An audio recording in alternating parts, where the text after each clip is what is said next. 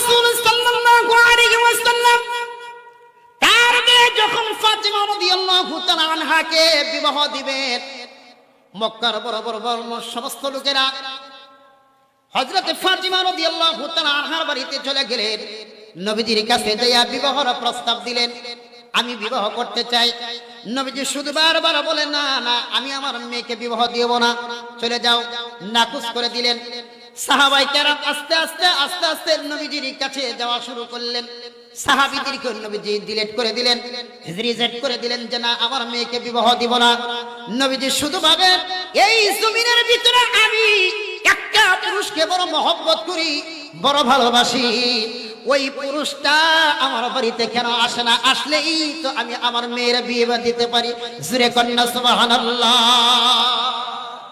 নবীজি খালি বলে যে আমি যারে পছন্দ করি সে আসে না কেন?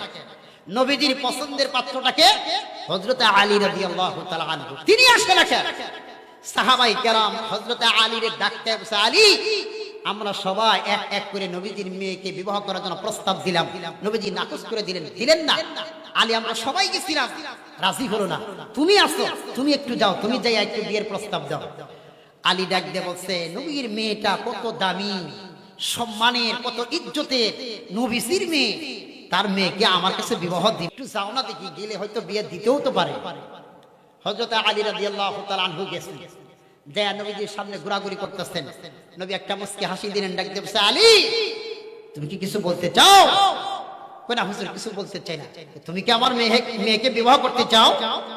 হুজুর, যদি দেন তাহলে করা যায়, যদি দেন তাহলে করা যায়। আচ্ছা, আমার মেয়েকে যে তুমি বিবাহ করবা, দেলমোহর আছে, দেলমোহর? হুজুর, দেলমোহর আমি কোত্থেকে পাবো? আমার তো থাকার ঘরই নাই, আমি তো 3 বেলা খাইতেই পারি না, দেলমোহর কোত্থেকে দিব? ও, এই যে তোমার কাছে ঢাল আছে, তরবারি আছে, ঢাল ছাড়াও যুদ্ধ করা যায়, কিন্তু তরবারি ছাড়া তো যুদ্ধ করা যায় না, যায়? তা আসাদুল্লাহ গালিবের হাতে তরবারি না থাকলে কি মানায়? অতএব তরবারি থাক, এই ঢালটা তুমি বাজারে বিক্রি করে আসো, এই ঢাল বিক্রি করে যা উপার্জন হবে, যা টাকা হবে, এটাই আমার মেয়ে ফাতিমার জন্য মহারণা হবে। জোরে কোন সুবহানাল্লাহ। আচ্ছা, আপনাদের কাছে আমার জিজ্ঞাসা, এই ডালটার দাম তো কোটি কোটি টাকা নাকি? কয় কোটি কোটি টাকা না? অল্প কিছু টাকা নাকি? কয় সামান্য লোহার আংটির বিনিময়ে দেলমোহর আদায় হয়ে গেছে, কুরআন শিক্ষার বিনিময়ে দেলমোহর আদায় হয়ে গেছে। কিন্তু বর্তমান সমাজের অবস্থা, আমি আপনি সকলে যখন মেয়ে বিবাহ দিতে যাই, দেলমোহর কম ধরে না বেশি ধরে? কম ধরে না বেশি ধরে? 10 লাখ, 20 লাখ, 5 লাখ, 4 লাখ, এখন তো ওই 4 নিচে 2 এর নিচে আসেই না। যত বেশি দেলমোহর ধরা যায়, মাঝে মাঝে মনে হয় যে বিবাহ সব দিক দিয়ে ঠিক, মীমাংসা হয়ে গেছে, শুধু এই দেলমোহরের টাকা নিয়ে খুশাখুশি বাজে বিবাহ ভাঙ্গে যায়। ভাঙ্গে কি ভাঙ্গে না? বিবাহ ভাঙ্গে যায়। মেয়ে আলারা কেন এতগুলি টাকা দেলমোহর ধরে? তারা তো একটা অবশ্যই কারণ আছে, কারণ আছে না? কারণটা হলো এই যে 10 লক্ষ টাকা, 20 লক্ষ টাকা দেলমোহর ধার্য করা মানে হচ্ছে, যদি কোনোদিন আমার মেয়ের ছাইরে দেয় তাহলে ওটা সুদে আসলে আদায় করে দিবে, ওই 10 লক্ষ টাকা আদায় করে ছাড়বো। দেখছেন অবস্থাটা? বিয়ের শুরুতেই নিয়তের মধ্যে গলদ। এই জন্য বিবাহ শাদী টিকে না, কিছুদিন যাওয়ার পরে ডিভোর্স হয়ে যায়, তালাক হয়ে যায়। কারণ বিয়ে দেওয়ার সময় আপনার মতলব খারাপ। আল্লাহ রাসূল বলেন যে বিয়ের ভিতরে খরচ কম, ওইটাই আমি নবীজির সুন্নতের তরিকার বিয়া। আর যে বিবাহ শাদীর ভিতরে খরচ বেশি, ওইটা আমি রাসূলের তরিকার বিয়া নয়। এখন থেকে দেলমোহর কমায় ধরবেন না বেশি ধরবেন? কমায় ধরবেন না বেশি ধরবেন? কমায় ধরার চেষ্টা করবেন। সম্মানিত বাবাজির আমার, হযরত আলী রাদিয়াল্লাহু তাআলা আনহু সকালবেলা ঢালটা হাতের মধ্যে নিয়ে সোজা বাজারের ভিতরে চলে গেলেন। বাজারে যাওয়ার সাথে সাথে কাস্টমারও তার সামনে হাজির হয়ে গেল। কাস্টমার দুনিয়ার কোনো কাস্টমার না, কাস্টমারও হলো হযরত উসমান বিন নুরাইন রাদিয়াল্লাহু তাআলা আনহু, নবীজির আরেক জামাই। উসমান গনি ডাকতে বললেন, আলী রে, এত সকাল বেলায় বাজারে কিসের জন্য আসছো? কই ডাল বিক্রি করার জন্য আসছি। ডাল বিক্রি করে কি করবা? কই বিবাহ ঠিক হয়ে গেছে, বিবাহ করব। কার সাথে বিবাহ ঠিক হলো? কই আপনার শালী হযরতে ফাতিমা রাদিয়াল্লাহু তাআলা আনহার সাথে বিবাহ ঠিক হয়ে গেছে। এরা আলী, সেই জন্য বুঝি ডাল বিক্রি করার জন্য তুমি বাজারে চলে আসছো? কয় হ্যাঁ বাজারে চলে আসছি। বলো তো ডাল কত দাম নিবা? কত দামাদামি নাই। হযরত উসমান জিন্নুরাইন রাদিয়াল্লাহু তাআলা আনহু ডাক দিয়ে বললেন, এরা আলী নেও নেও, এই যে আমি তোমার ডালটা কিনলাম, বিনিময় তোমার কিছু হাদিয়াও দিয়ে দিলাম। কারণ হলো কিছুক্ষণ পরে যখন তুমি আমার শালীকে বিবাহ করবা, তুমি তো কিছুক্ষণ পরে আমার ভাইরা ভাই হয়ে যাবা। ডালটা আবার কিনলেন, তারা টাকা দিলেন। টাকা দেওয়ার পরে উসমান জিন্নুরাইন রাদিয়াল্লাহু তাআলা আনহু যখন ডালটা হাতের মধ্যে নিয়ে আলী কিছু টাকা নিয়ে যখন বাড়ির দিকে চলে যাচ্ছিলেন, সঙ্গে সঙ্গে উসমান জিন্নুরাইন রাদিয়াল্লাহু তাআলা আনহু পিছন থেকে ডাক দিয়ে বলে, আলী রে, আসাদুল্লাহ গালিবের হাতে, আল্লাহর বাগের হাতে তীর না থাকলে, ঢাল না থাকলে কি মানায়? এরে আলী, কিছুক্ষণ পরে যখন তুমি আমার বাইরা হয়ে যাবা, আমার শরীরে যেহেতু তুমি বিবাহ করবে, নেও আমি তোমার কাছ থেকে ডালটা কিনছিলাম, এই ডালটাও আমি তোমারে হাদিয়া স্বরূপ দিয়ে দিলাম। জোরে কোন সুবহানাল্লাহ। আমি তোমার টাকাও দিয়ে দিলাম এবং হাদিয়া স্বরূপ আমি ডালটাও তোমারে দিয়ে দিলাম। এখন সোজা বাড়িতে চলে গেলেন। আল্লাহ রাসূল সাল্লাল্লাহু আলাইহি ওয়াসাল্লাম হযরত আলীর হাতে যখন ডালটা দেখতে পাইলেন, নবীজি বললেন, আলী রে, আমার মনে হয় ডালটা বিক্রি হয় নাই। কয় না হুজুর, বিক্রি হয়ে গেছে। কই যে ডাল না তোমার হাতের ভিতরে দেখতে পারতাছি। কয় হুজুর, বিক্রি হয়ে গেছে। কয় ডাল তাহলে তোমার হাতের ভিতরে কেন? কার কাছে বিক্রি করলা? কে বিক্রি করলো? কে কিনলো? আলী সঙ্গে সঙ্গে ডাক দিয়ে বললেন, ইয়া রাসূলুল্লাহ, ইয়া হাবিবাল্লাহ, ডালটা কিনেছে আপনার বড় জামাই হযরত উসমান জিন্নুরাইন। জোরে বলা যাবে নি সুবহানাল্লাহ। নবীজি আমার মুস্কি হাসি দিয়ে ডাক দিয়ে বলে, আলী রে, দুনিয়ার ভিতরে আর কোন খরিদ্দার তুমি পাইলে না, খুঁজে খুঁজে বুঝি তুমি আমার জামারে খোঁজ পাইলা। এরা আলী, তাড়াহুড়া করার কারণে আমি আমার জামাইটারও ঠিক মতো বলতে পারি নাই, দাওয়াত দিতে পারি নাই। বিবাহ ঠিক হয়ে গেল, বিবাহ দেওয়া হয়ে গেল। লম্বা কথা শর্ট করে দিলাম। বিবাহ দেওয়ার পরে হযরত ফাতিমা রাদিয়াল্লাহু তাআলা আনহাকে আল্লাহ রাসূল সাল্লাল্লাহু আলাইহি ওয়াসাল্লাম ডাক দিয়ে বললেন, ফাতিমা রে, এই আসমানের নিচে জমিনের উপরে এই পুরুষটারে বড় আমি পছন্দ করি, বড় মহব্বত করি, তার হাতে আমি তোমারে তুলে দিলাম।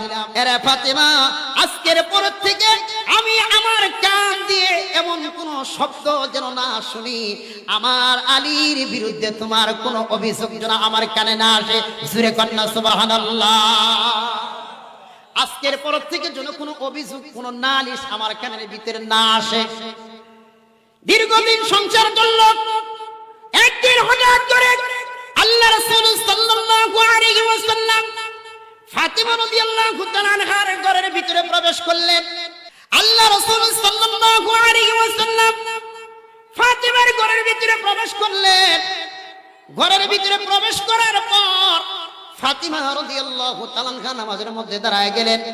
নবীজি তাকায় তাকায় দেখতেছেন ফাতিমা ঘরের ভিতরে বসে বসে নামাজ আদায় করতেছেন। নামাজ যখন শেষ হয়ে গেল, ফাতিমারে ডাক দিলে, ফাতিমা, তুমি তো একজন নওজোয়ান মানুষ, তুমি তো একজন সুস্থ মানুষ, তুমি একজন যুবতী মহিলা, তো বসে বসে নামাজ পড়ো কেন? দাঁড়ায় দাঁড়ায় তুমি নামাজ পড়বা, বসে বসে তোর নামাজ হয় না। সঙ্গে সঙ্গে ফাতিমা ডাক দিয়ে বললেন, ওগো আল্লাহ রাসূল, ওগো আল্লাহ রাসূল, আমি তো প্রতিদিন দাঁড়ায় দাঁড়ায় নামাজ পড়ি, বসে বসে তো নামাজ পড়ি না। তবে আজকে বসে বসে নামাজ পড়ার কারণটা হলো, আমি যে জামাটা গায়ে দিয়ে নামাজের মধ্যে দাঁড়াইছিলাম, ওই জামাটার পিছন দিক দিয়ে একটু ছিঁড়া ছিল। আমি যদি দাঁড়ায় দাঁড়ায় নামাজ পড়ি আর আপনি পিছন থেকে যদি লক্ষ্য করেন, ওই ছিঁড়া জামার ভিতরে যদি আপনার চোখটা যায়, চোখটা যাওয়ার সাথে সাথে আপনার অন্তরের মধ্যে একটা ধাক্কা লাগতে পারে, কষ্ট পাইতে পারেন। আরে আমার মেয়ের আলী বুঝি এই পরিমাণ কষ্ট দেয়, যে কষ্টের কারণে আমার মেয়ের একটা জামা পর্যন্ত কিনে দিতে পারে না। এই যে এতটুকু কুধারণা আমার স্বামীর বিরুদ্ধে অভিযোগ যায়, এই অভিযোগ যাতে না যায়, এই জন্য সিরাও যেন আপনার চোখের সামনে না পড়ে, এই জন্য আমি ফাতেমা বসে বসে নামাজ আদায় করি। জোরে কন্যা সুবহানাল্লাহ। এতটুক কষ্ট আমার স্বামী পাবে, অভিযোগ যাবে, আমি এইটুকু চাই না। এই জন্য বসে বসে নামাজ পড়ি। আজকে কন্ত দেখি এরকম মেয়ে, এরকম স্ত্রী খুঁজলে তো সমাজের ভিতরে রহরহ পাওয়া যাবে, পাওয়া যাবে না? সবার ঘরে ঘরে আসেন এরকম মা, এরকম বোন, এরকম স্ত্রী পাওয়া যাবে তো? এরকম স্ত্রী পাওয়া যাবে? লাখে একটা হবে, হাজারে একটা, 100তে একটা, একটাও হবে না। সিরা কাপড় তো দূরের কথা, খালি দেখেন না, খালি এক সপ্তাহ বাজার খালি না করে দেখেন, 3 দিন বাজার না থাকে তাই তো হলো আব্বাজান, এর সাথে আমার আর সংসার করার এনার্জি না। বেড়া 3 দিন ধরে বাজার করে না, 1 সপ্তাহ ধরে বাজার করে না, তার সাথে সংসার করতে চাই না। এরকম মা বোন খুঁজলে পাওয়া যাবে না। এটা শুরুতেই একটু নলেজ দিয়ে রাখলাম আমার মা বোনদের ব্যাপারে। আপনাদের ওয়াজে হল আমি শুরু করি না, তো মা বোনরা আসেন একটু ধৈর্য সহকারে বসেন, আমি আমার মা বোনদের ব্যাপারে কিছু কথা ইনশাআল্লাহ বলবো। তবে এই সমস্ত কাজ তখনই হবে যখন কোরআন সমাজের ভিতরে প্রতিষ্ঠিত হবে। কোরআন যখন আমার ঘরের ভিতরে ঢুকবে, কোরআন যখন আমার স্ত্রীর সিনায় ঢুকবে, ছেলেমেয়ের সিনার ভিতরে ঢুকবে, আমার সিনার ভিতরে ঢুকবে, তখন এই সমস্ত অশান্তি আর থাকবে না। স্ত্রীও ভালো হয়ে যাবে, ছেলেমেয়েও ভালো হয়ে যাবে। আর যদি কোরআনের কাছে না আসি, কোরআন চর্চা যদি না করে, তাহলে স্ত্রী ওই ডিলের হবে, ছেলে মেয়েগুলো ওই ডিলেরই হয়ে যাবে। আজকে আমাদের সামনে জ্বলন্ত কোরআন পড়ে আছে, ঘরে আলমারির উপরে সুন্দর করে সাজায় রেখে দিয়েছে কোরআন। জীবনে কোনোদিন এই কোরআনটা খুলে দেখি না, কোরআনটা পড়ে দেখি না যে এই কোরআনের ভিতরে আল্লাহ সুবহানাহু ওয়া তাআলা আমার আপনার জন্য কি মেসেজটা তিনি দিয়েছেন। আমরা আজও খুঁজে দেখি না, খুঁজে দেখি না।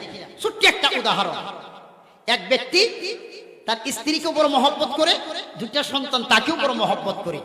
হঠাৎ করে জীবনের তাগিদে, রিজিকের তাগিদে নিজের দেশ ছেড়ে অন্য দেশে যাইতে হয়, যায় না? আমাদের অনেক ভাই, আমাদের অনেকের বাবা, অনেকের চাচা যায় না বিদেশ বাড়িতে যাচ্ছে।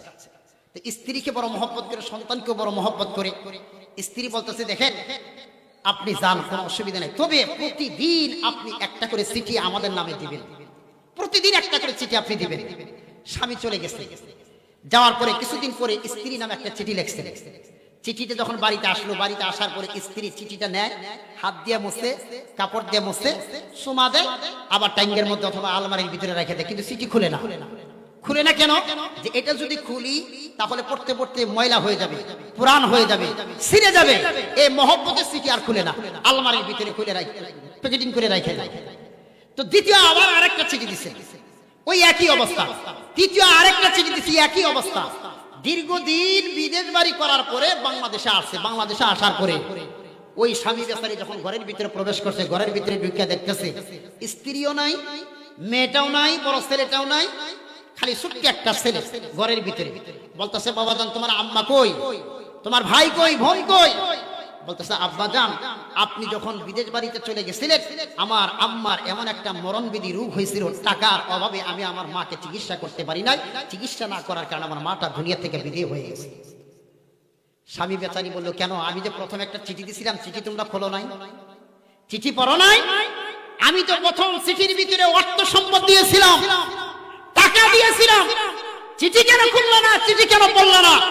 যদি আজকে এই চিঠিটা খুলতা, এই চিঠিটা যদি পড়তা, তাহলে আমি এই চিঠির ভিতরে অনেক অর্থ দিয়েছিলাম, তাহলে অর্থটা তোমরা পাইতা, এই অর্থ দিয়ে তুমি তোমার মার চিকিৎসা করতে পারতা, তোমার মা অকালে এই দুনিয়া থেকে বিদায় হইতো না। কিন্তু মহব্বত করে চিঠি আর পড়ে নাই। তো বলতেছে, তোমার ভাইটা? ওই আম্মা যখন মারা গেল, আমার ভাইটা কিছু দুশ্চরিত্র ছেলের সাথে সম্পর্ক করে গাঞ্জা, ইয়াবা, হিরোইন এগুলি খায়া নষ্ট হয়ে বাড়ির থেকে চলে গেছে, বাড়ি তার ফিরে আসে না। ওই বোনটা, ওই আব্বা আপনি তো জানেন, আপনি যখন বাংলাদেশে ছিলেন, থাকা অবস্থায় একটা দুশ্চরিত্র ছেলের সাথে সম্পর্ক করার পরে এদিক দিয়ে মা নাই, এদিক দিয়ে বড় ভাই নাই, আমার কথা তো শুনেই না, এই ছেলেটার হাত ধরে বাড়ির থেকে চলে গেছে। আজও আমার কানের ভিতরে সংবাদ আসলো যে তিনি ওই ঘরের ভিতরে বড় অশান্তির ভিতরে আছে, খুব একটা শান্তিতে নাই। তো তিনি বললেন যে আমি আমার বড় ছেলের নামে তো একটা চিঠি দিয়েছিলাম, যে সন্তান এই জমিনে যদি কাউকে বন্ধুরূপে গ্রহণ করতে হয়, তাহলে হক্কানা উলামায়ে কেরাম তাদের সাথে থাকবা, তাদের সহবতে থাকবা, ওদেরকে বন্ধু বানাইবা। তোমার মাকে উদ্দেশ্য করে, তোমার বোনকে উদ্দেশ্য করে আমি এই চিঠিও লিখছিলাম যে আমার মেয়েকে একটা উপযুক্ত ছেলের হাতে তুলে দিবা, ভালো নামাজি দিনদার ছেলেটিকে বিবাহ দিয়ে দিবা। যদি তোমরা আজকে আমার এই চিঠিটা খুলতা, এই চিঠিটা যদি পড়তা, তাহলে তোমার ভাই আজকে ওই দেশে ওই রাস্তায় চলে যাইতো না, তোমার বোনের আজকে এই অবস্থা হইতো না, আর তোমার মারও অকালে এই মৃত্যুবরণ করা লাগতো না। আজকে তোমরা চিঠি পড়ো নাই দেখে, খোলো না দেখে আজকে এই অবস্থাটা। আমরা ঠিক এই কাজটা আমাদের কোরআনের সাথে করে যাচ্ছি। এই কোরআনকে মহব্বত করি না এখানে কোনো লোক আছে? কোরআনকে আমরা মহব্বত করি, কোরআনকে ভালোবাসি, কোরআনের জন্য জীবন দিতে পারি, কিন্তু আল্লাহ সুবহানাহু ওয়া তাআলা এই কোরআনের মধ্যে কত শত চিঠি যে আমাকে আপনাকে দিয়েছেন, কত মেসেজ যে আমাদেরকে আল্লাহ তাআলা দিয়েছেন, ওই আলমারির উপরে সুকেজের উপরে সুন্দর করে সাজায় রাখছি। একটা দিনের জন্য এই কোরআনকে খুলে একটা দিনের জন্য পড়ে দেখি নাই যে আল্লাহ সুবহানাহু ওয়া তাআলা এই কোরআনের ভিতরে আমার আপনার জন্য কি মেসেজটা দেওয়া হয়েছে। যদি আজকে আমরা এই মেসেজগুলি খুঁজে খুঁজে পড়তাম তাহলে আজকে আমার সন্তান বেনামাজি হইতো না। যদি এই কোরআনটা আমরা খুলে পড়তাম তাহলে আমার মেয়েটা একটু পর্দাবিহীন হইতো না, আমার স্ত্রী বেনামাজি হইতো না, তাহলে সবগুলি ভালো হয়ে যেত। যখন আমরা এই কোরআনকে বাদ দিয়েছি, কোরআন বাদ দিয়ে নিজেদের মতো দর্শনের উপরে চলা শুরু করে দিয়েছি, তখন আমার সন্তান বেডিলে চলে গেছে, স্ত্রী বেডিল চলে গেছে, মা বাবা আরেক দিকে চলে গেছে।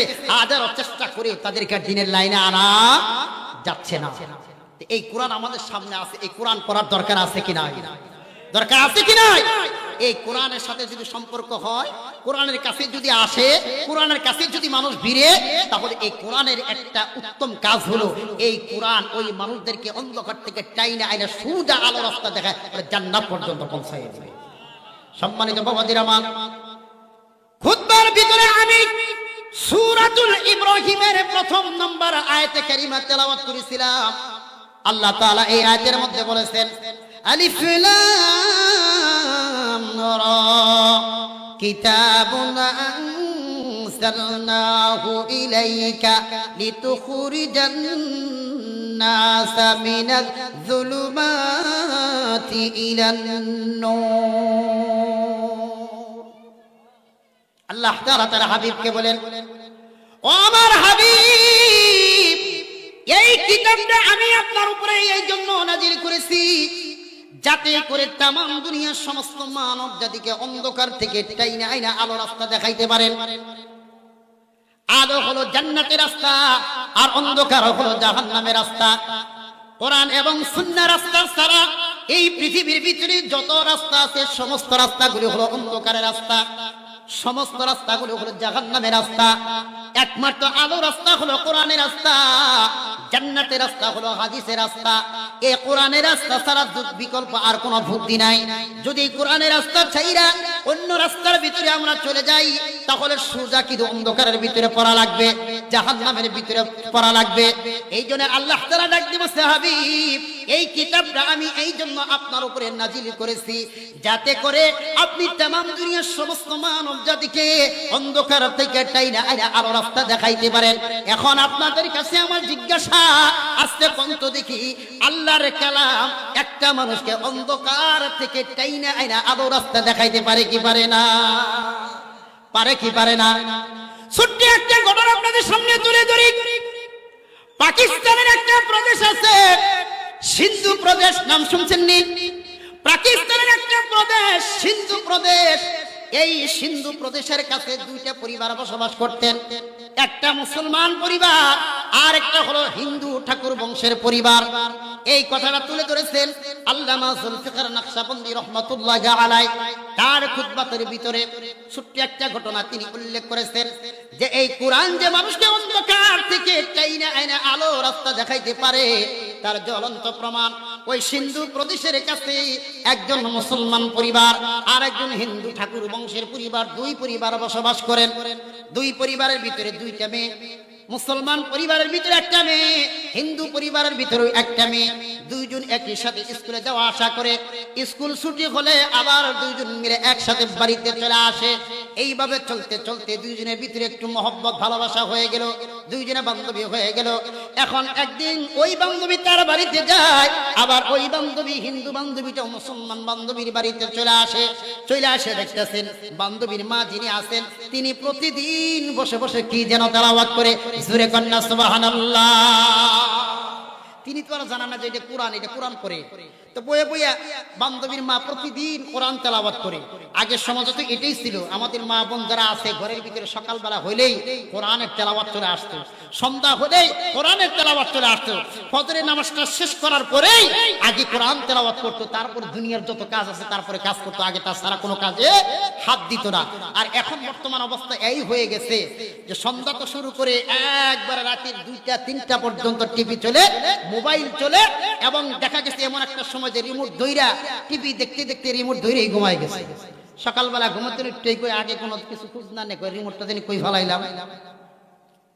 সকালবেলা ঘুমতে উঠতেই আগে রিমোটের খবর, কই রিমোটটা জানি কই ফেলাইলাম।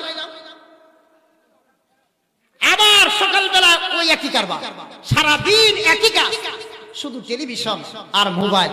কিন্তু আগের জামানার মহিলাগুলো খুব ভালো ছিল, কোরআন তেলাওয়াত তারা করতো, এই জন্য ঘরের ভিতরে বরকত ছিল, মহব্বত ছিল, স্বামী স্ত্রীর ভিতরে মহব্বত ছিল। সকালবেলা ঘুম থেকে উঠে স্ত্রী নামাজ পড়তে, স্ত্রী নামাজ পড়া সন্তানদেরকে ঘুম থেকে জাগাই দিত নামাজের জন্য। আর এখন মাও রাতে 2টা 3টা পর্যন্ত, বাবাও একই অবস্থা, সন্তানের তো খবরই নাই, আরেক রুমের মধ্যে সে সারা রাত ধরে কি করে আল্লাহ ভালো জানে। সম্মানিত বাবাজির আমার, হিন্দু পরিবারের মেয়েটা খালাম্মারে ডাক দেব না, আম্মা জান আমি আপনার বাড়িতে প্রতিদিন আসি, প্রতিদিন আসার পরে আমি আর দেখি আপনি যেন কি বসে বসে তেলাওয়াত করেন। এটা হলো আমাদের জীবন বিধান, এটা হলো আল কোরআন, আল্লাহর কালাম, আল্লাহর ঐশী বাণী, এটা আমি প্রতিদিন তেলাওয়াত করি। কই আমিও পড়তে চাই, আমিও শিখতে চাই। কই তাহলে বসে যাও। এখন বসে গেলেন, আলিফ বা তা সা শুরু করে কোরআন তেলাওয়াত শিক্ষা দিচ্ছেন। কিছুদিন যাইতে যাইতেই কায়দাটা যখন কমপ্লিট করে ফেলাই দিলেন, সাথে সাথে কিছু সূরা কেরাত তিনি মুখস্থ করলেন। দীর্ঘদিন চলে গেল, কয়েকটা বছর চলে গেল। উপযুক্ত যখন সময় হয়ে গেল, মেয়েটা আস্তে আস্তে পড়তে পড়তে পড়তে পড়তে হিন্দু পরিবারের মেয়ে আল্লাহর কালামটাও ধরে ফেললেন, আল্লাহর কালামটাও এখন সুন্দরভাবে তেলাওয়াত করতে পারে। হঠাৎ করে একদিন খালাম্মার বাড়িতে চলে আসলেন। খালাম্মার বাড়িতে চলে আইসা বলতেছে, আম্মা জান প্রতিদিন আপনার বাড়িতে আসি, বসে বসে কোরআনটা তেলাওয়াত করি। এটার ভিতরে আমার এমন একটা আকর্ষণ, এমন একটা মহব্বত, এমন একটা ভালোবাসা জন্মাইছে, যেটা না ধরলে ভালো লাগে না, না তেলাওয়াত করলে ভালো লাগে না, না দেখলে ভালো লাগে না।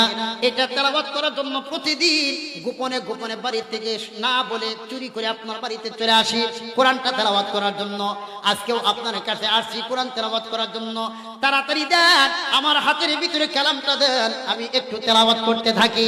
ওই দিন খালাম্মা ডাক দিয়ে বলতেছেন, দেখো প্রতিদিন তুমি আমার বাড়িতে আসো, প্রতিদিন তেলাওয়াত করো, কিচ্ছু বলি না, আমি কোনোদিন কিছু বলিও নাই তোমারে, আজও বলতে চাই না। তবে আজকে যদি আল্লাহর কালামটা ধরতে হয়, আল্লাহর কালামটা যদি পড়তে হয়, তাহলে তোমার পুত পবিত্র হওয়া লাগবে, পাকসাফ হওয়া লাগবে, তারপরে আল্লাহর কালামটা ধরতে হবে, তা না হলে আল্লাহর কালামটা তুমি ধরতে পারবা না। এখন মেয়েটু ডাকতে বললেন, আম্মা জান তাহলে কিভাবে পুত পবিত্র হয়, কেমন করে পাক পবিত্র হয় এটা তো আমি জানি না। কই তুমি যদি পাক পবিত্র হইতে চাও তাহলে আমার হাতে হাতটা রেখো, হাতটা রেখে আমার সাথেও করো লা ইলাহা ইল্লাল্লাহু মুহাম্মাদুর রাসূলুল্লাহ সাল্লাল্লাহু আলাইহি ওয়াসাল্লাম। কালেমাটা পড়া সাথে সাথে মুসলমান হয়ে গেলেন। তার কারণটা হলো এই কোরআনের সাথে এমন মহব্বত, এমন ভালোবাসা, এই কোরআনের জন্য জীবন দিয়ে দিবে, কালেমা তো দূরের কথা, মুসলমান হয়ে গেলেন। বেশ কিছুদিন যাওয়ার পরে, বাড়িতে তো জানে না মুসলমান হয়ে গেছে, কিছুদিন যাওয়ার পরে বাড়ির ভিতর থেকে মা বাবা হিন্দু পরিবারের একজন ঠাকুর বংশের ছেলে দেখে বিবাহ দিন তারিখ ঠিক হয়ে গেল। বিবাহর দিন তারিখ ঠিক হয়ে গেল, অমুক দিন বিবাহ হবে। দৌড়া এখন খালাম্মার বাড়িতে চলে আসছে। আয়েশা বলতেছে, আম্মা জান আমি তো আপনার হাতে হাত রেখে কালেমা পড়া মুসলমান হয়ে গেছি, কিন্তু আমি তো একজন ঠাকুর বংশের পরিবারের মেয়ে, আমার আব্বা ঠাকুর বংশের একটা ছেলে দেখে বিবাহ দিন তারিখ ঠিক করেছে, বিবাহ তো দিয়েই দিবে। তবে আমি তো একজন মুসলমান, তিনি তো একজন হিন্দু, আমি একজন মুসলমান হওয়ার পর একজন হিন্দুর সাথে কেমন করে বিবাহ সাথী বসে, কেমনে করে বিবাহ আমি করি? কারণ হিন্দু এবং মুসলমান বিবাহ তো বৈধ হয় না, আমি কেমন করে বিবাহটা করতে পারি? খালাম্মা ডাক দিয়েছে, চুপচাপ কিছু বলো না, সমাধান আল্লাহ তাআলা করে দিবে। বাড়িতে চলে গেলেন। যাওয়ার সময় খালাম্মা ডাক দিয়ে বলতেছেন, আম্মা জান আমি আপনার কথার উপরে আছি, আমি বিবাহ করব ঠিক আছে, তবে একটা কথা, এই কালামটা যদি আমার ঘরের ভিতরে না ঢুকাই দেন, এই কালাম যদি আমি তেলাওয়াত করতে না পারি, তাহলে কিন্তু আমার রাতের ঘুম হবে না, আমার খাওয়া হবে না, দিলের ভিতরে শান্তি লাগে না, অস্থির অস্থির লাগে। এই কালামটা কিন্তু আমার ঘরের ভিতরে দেওয়াই লাগবে। বিবাহের দিন বান্ধবী এবং তার মা মিলে কোরআনটারে সুন্দর করে প্যাকেটিং করেছেন। প্যাকেটিং করিয়া এবার ওই হিন্দু বাড়িতে চলে গেলেন। হিন্দু বাড়িতে তাদেরকে যা ডাক দিয়ে বসে, দেখেন আপনার মেয়েটা আমার মেয়েটা একই স্কুলে পড়াশোনা করে, একই সাথে যাওয়া আসা করে, প্রতিবেশী আপনারা, আমি আপনার প্রতিবেশী, আপনার বাড়িতে আসছি, হাদিয়া কিছু নিয়ে আইতে পারি নাই, সামান্য একটা হাদিয়া নিয়ে আসছি আপনার মেয়ের জন্য, এই হাদিয়াটা আপনি আপনার মেয়েকে দিয়ে দিবেন। সুন্দর করে প্যাকেটিং করে আল্লাহর কালামটা দিয়ে দিলেন। আল্লাহর কালামটা নিয়ে স্বামীর নিয়ে সোজা চলে গেছে স্বামীর বাড়ি। দীর্ঘদিন চলতেছে, স্ত্রীকে ডেকে বলতেছেন, আরে স্ত্রী, তোমার সাথে আমার বিবাহ শাদী হলো, কিন্তু সম্পর্ক হলো না। স্ত্রী বলতেছেন, আমার একটু সমস্যা, সে ধৈর্য ধরেন, আমার একটু সময় দেন, আমি যেই দিন বলবো সেই দিন আপনি শারীরিক সম্পর্ক করবেন, তাছাড়া করবেন না। কিছুদিন যাওয়ার পরে হঠাৎ করেই যখন তার স্বামীটাও বড় ধরনের একটা চাকরি করে যখন অফিসের ভিতরে চলে যায়, সকালবেলা চলে যায়, বিকালবেলা বাড়িতে আসে, ওই সকাল থেকে শুরু করে বিকাল পর্যন্ত ঘরের দরজা জানালাগুলি বন্ধ করিয়া ঘরের ভিতরে বসে বসে ওই মেয়েটা আল্লাহর কালাম তেলাওয়াত করে, জোরে কোন সুবহানাল্লাহ, বসে বসে আল্লাহর কালাম তেলাওয়াত করতে থাকে। স্বামী যখন আসে আবার সুন্দর করে প্যাকেটিং করে একটা জায়গার ভিতরে রাখা দেয়। এইভাবে চলতে থাকলো। হঠাৎ করে একদিন কানের মধ্যে দুঃসংবাদ চলে আসলো। স্বামী বেচারি ঘরের মধ্যে শুয়ে আছে, কিন্তু মনটার ভিতরে ভালো না, শরীরের ভিতরে কেন যেন অস্থিরতা লাগে, শরীরের ভিতরে কেমন জানি রোগের প্রভাব, রোগ করতে শুরু হয়ে গেল, শরীর অস্থির অস্থির লাগে, ভালো লাগে না। স্ত্রীর বলতেছে, স্ত্রী রে, শরীরটা যেন কেমন খারাপ হয়ে গেল, ভালো লাগে না। স্ত্রী ডাক দিয়ে বলছে, আপনি তাড়াতাড়ি পাকিস্তানে চলে যান, ওই যে করাচি হসপিটাল আছে, হসপিটালে যাইয়ে আপনার রক্ত ব্লাডটা একটু পরীক্ষা করে আসেন, কি অবস্থাটা বোঝা যাবে। যখন হসপিটালের ভিতরে চলে গেলেন, ব্লাড নেওয়া হলো, রক্ত পরীক্ষা করলেন। রক্ত পরীক্ষা করার পরে ডাক্তাররা ডাক্তার বলতেছেন, আপনার রক্তের ভিতরে মরণব্যাধি ক্যান্সার রোগ, মরণব্যাধি ক্যান্সার রোগ ধরা পড়েছে। বিশ্বাস হয় না। তিনি টাইম দিয়ে দিলেন, যদি শরীরের ভিতর থেকে এই পচা রক্ত বের না করা হয়, তাহলে আপনি হয়তো বাঁচবেন না, 3 মাসের মধ্যে আপনি দুনিয়া থেকে বিদায় হয়ে যাবেন। মনটা খারাপ, বেজার হয়ে বাড়িতে চলে আসছে। স্ত্রীরে বলতেছে, স্ত্রী, ব্লাড পরীক্ষা করলাম, ব্লাড পরীক্ষা করার পরে ডাক্তাররা বলে আমার শরীরের ভিতরে ক্যান্সার রোগ ধরা পড়েছে। স্ত্রী বলতেছে, সবে মাত্র বিবাহ হলো, এখন ক্যান্সার রোগ হলো, স্বামীটা দুনিয়া থেকে বিদায় হয়ে যাবে, মানে না। আপনি একটা কাজ করেন, সিঙ্গাপুর চলে যান, ওই যে মাউন্ট এলিজাবেথ হসপিটাল আছে, ওই জায়গায় যান, পৃথিবীর সর্বশ্রেষ্ঠ একটা হসপিটাল, ওই জায়গায় যাই আপনি আপনার ব্লাড পরীক্ষা করে আসেন, ওই জায়গাও আসবেন না, দুনিয়া থেকে বিদায় হয়ে যাবেন। বাড়িতে চলে আসছে, লম্বা কথা একটু শর্ট করে দিচ্ছি। বাড়িতে চলে আসেন, বাড়িতে চলে আসার পরে স্ত্রী কিছুদিন পরে বলতেছে, স্বামী আমার, আমি আপনাকে একটা কথা বলতে চাই, আমি আপনাকে একটা মেডিসিন খাওয়াইতে চাই, যদি এই মেডিসিনটা খাওয়ার পরে আপনি যদি সুস্থ হন, তাহলে আমি আপনাকে একটা প্রস্তাব দিব, একটা দাওয়াত দিব, আপনি কি কবুল করবেন? যদি কবুল করেন তাহলে মেডিসিনটা আমি খাওয়াইতে পারি। সম্মানিত বাবাদের আমার, স্বামী বেচারি ডাকতে বললেন, এরা স্ত্রী, পৃথিবীর ভিতরে সবচেয়ে বড় হসপিটালের ভিতরে গেলাম, তিনারা রক্ত পরীক্ষা করলেন, 2 মাস 3 মাস আমার টাইম দিলেন, 3 মাসের ভিতরে আমি দুনিয়া থেকে বিদায় হয়ে যাব। তুমি কি এমন মেডিসিন আমারে খাওয়াইতে চাও যে মেডিসিনটা খাইলে আমি সুস্থ হব? হ্যাঁ হ্যাঁ, তাহলে আনো তো দেখি, মেডিসিনটা খাওয়ার পরে যদি আমি সুস্থ হই, তুমি যা বলবা আমি তাই করতে রাজি আছি। এখন স্ত্রী ঘরের আরেকটা কামরার ভিতরে ঢুকে গেলেন, ঢুকার পরে 2 ফোঁটা চোখের পানি ছাড়লেন, 2 ফোঁটা চোখের পানি ছাড়িয়া 1 গ্লাস পানি হাতের মধ্যে নিলেন। 1 গ্লাস পানি নিয়া আল্লাহর পবিত্র কালামের ভিতরে একটা সূরা আছে, সূরা আলাম নাশরাহ লাকা সাদরাক ওয়া ওয়াদানা আনকা ওয়িজরাক। এই সূরাটার একবার, 2 বার, 3 বার নয়, 7 বার তেলাওয়াত করলেন। তেলাওয়াত করিয়া পানির ভিতরে ফু দিয়া দিলেন। পানির ভিতরে ফু দিয়া স্বামীর কাছে আয়েশা বলতেছেন, ওগো মহব্বতের স্বামী, এই যে পানিটা আমি আপনাকে দিলাম, আপনি পানিটা একটু বসে বসে পান করেন। পানিটা যখন পান করলেন, পানিটা পান করার পরে যে লোকটা ঘরের ভিতরে শোয়া ছিল, 1 সপ্তাহ পরে কেমন যিনি বিছানাটা ছেড়ে দিল। 1 সপ্তাহ চলে গেল, 2য় সপ্তাহ পরে কেমন যিনি বিছানা থেকে তিনি নাইমা গেলেন, 3য় সপ্তাহের ভিতর থেকে ঘর থেকে বাইরে হয়ে গেলেন। 1 মাস পরে দিব্যি যেন মানুষটা সুস্থ হয়ে গেল। জোরে কন্যা সুবহানাল্লাহ।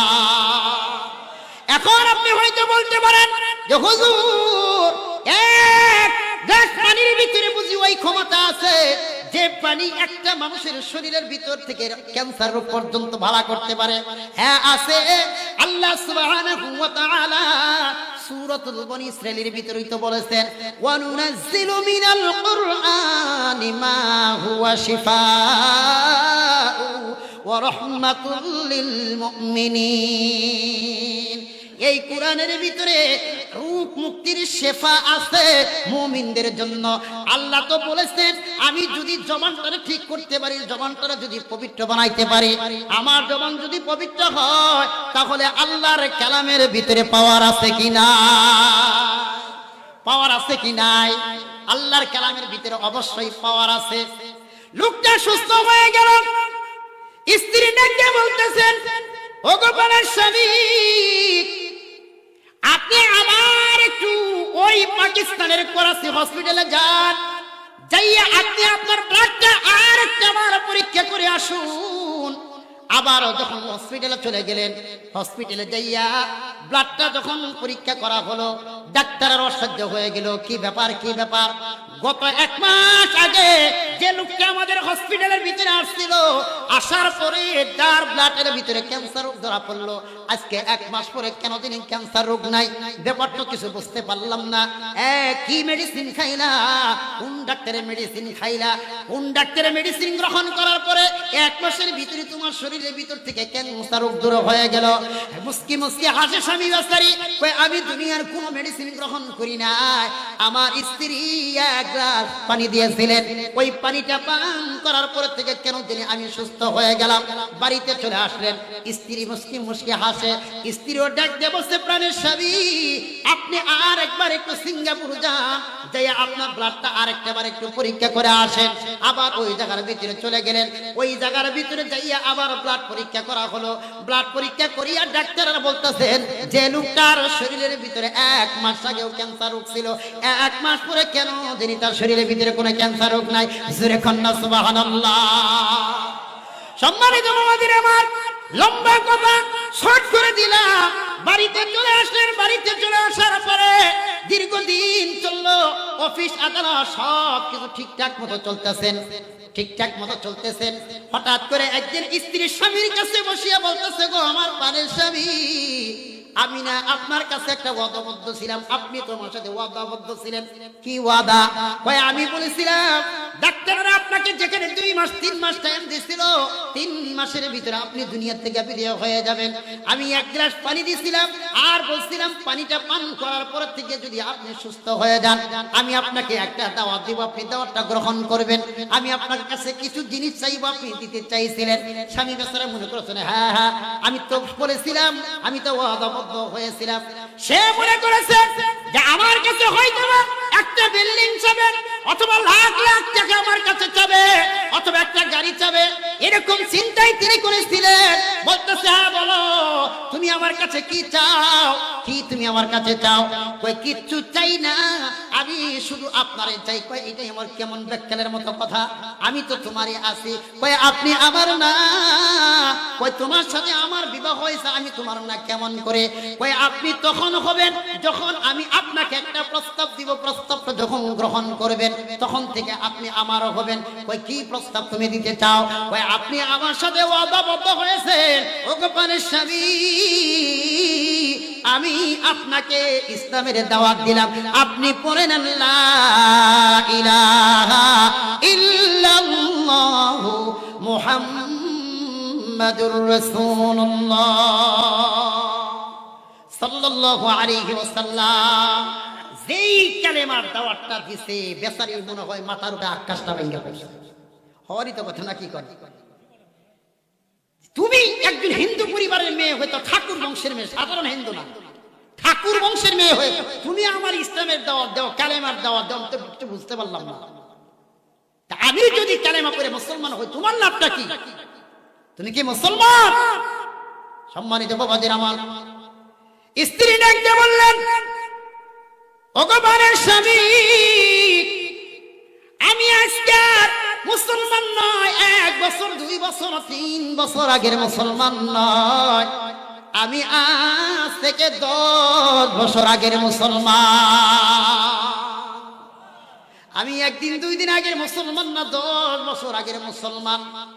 স্বামী বেচারি চিন্তা করলেন, আরে আমার জীবন প্রায় শেষের দিকে চলে যাচ্ছিল, স্ত্রী কি এমন খাওয়াইলো যেটা খাওয়ার পরে আমার শরীরটা সুস্থ হয়ে গেল। ওই স্বামী বেচারিও সঙ্গে সঙ্গে স্ত্রীর হাতে হাত রেখে কালেমাটা পয়রা মুসলমান হয়ে গেলেন। জোরে বলা যাবে না সুবহানাল্লাহ।